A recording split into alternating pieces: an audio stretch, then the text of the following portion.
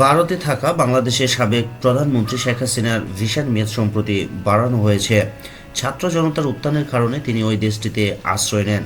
বাংলাদেশ সরকার বিভিন্ন অপরাধের অভিযোগে তাকে দেশে ফিরিয়ে আনার জন্য ভারতের সরকারের কাছে অনুরোধ করেছেন। গত বছরের 5ই আগস্ট থেকে তিনি ভারতেই অবস্থান করছেন এবং এরপর থেকেই তাকে দেশে ফেরানোর অনুরোধ বৃদ্ধি পেয়েছে। এই প্রসঙ্গে ধারণা করা হচ্ছে যে দায়িত্বশীল সূত্রগুলোর মতে তার ভিসার মেয়াদ বৃদ্ধি পেয়েছে। আন্তর্জাতিক অপরাধ ট্রাইব্যুনালে শেখ হাসিনার বিরুদ্ধে একাধিক মানবতা বিরোধী অপরাধের অভিযোগ রয়েছে, যার মধ্যে গণঅভ্যুত্থানের সময় হত্যাকাণ্ড, গত 16 বছরে গুম ও ক্রসফায়ার, পিলখানা হত্যাকাণ্ড এবং শাপলা চত্বরে হেফাজতে ইসলামের সমাবেশে হত্যাকাণ্ড উল্লেখযোগ্য। এই মামলাগুলোর মধ্যে শেখ হাসিনা, তার সাবেক মন্ত্রিসভা এবং বিভিন্ন বাহিনীর প্রধানদের বিরুদ্ধে মামলা চলমান আছে।